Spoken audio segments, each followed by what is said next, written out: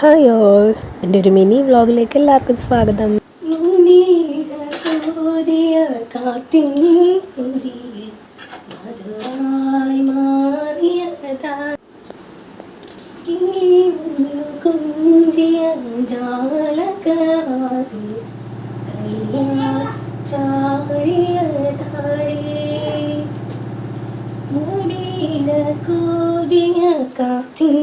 മൊഴിയിൽ മധുവായി മാറിയ താഴെ.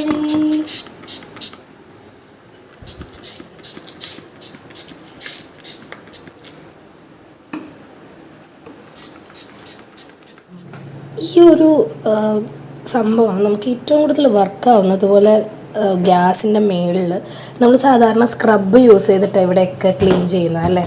ഇതുപോലുള്ള മെഴുക്കുകൾ, ഇങ്ങനെയുള്ള സാധനങ്ങളൊക്കെ നമ്മൾ സാധാരണ ഞാൻ ചെയ്യുന്നതെന്ന് പറഞ്ഞാൽ നമ്മുടെ സ്ക്രബ്ബ് യൂസ് ചെയ്തിട്ട് ക്ലീൻ ചെയ്യാനാണ് പതിവ്.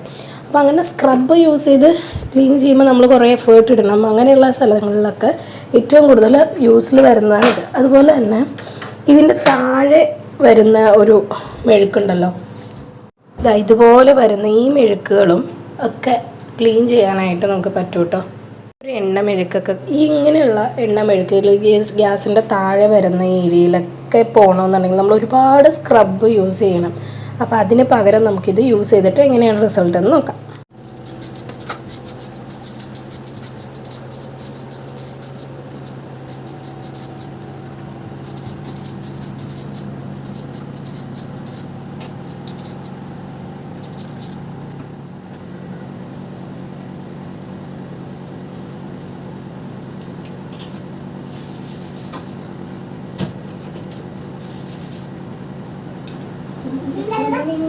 കടമ്പിലെ പുഞ്ചിരി പൂമുട്ടുകൾ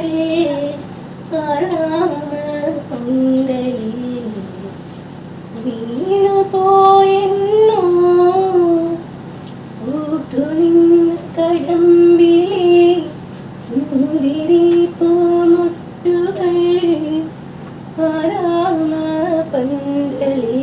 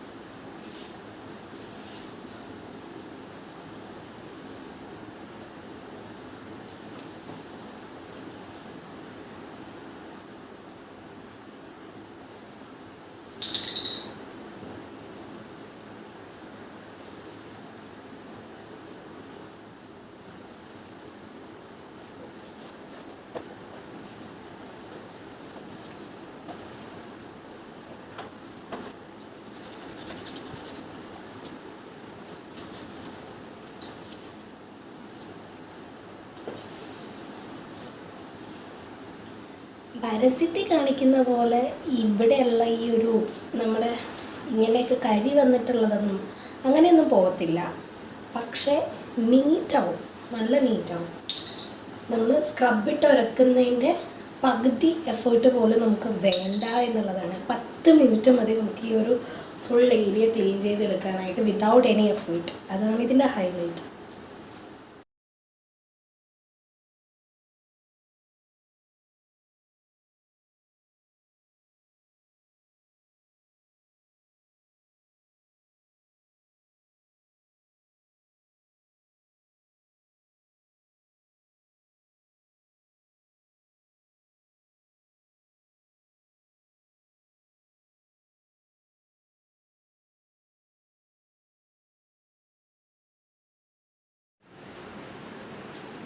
ഇതാണ് നമ്മുടെ ഫൈനൽ ഔട്ട്പുട്ട് കേട്ടോ.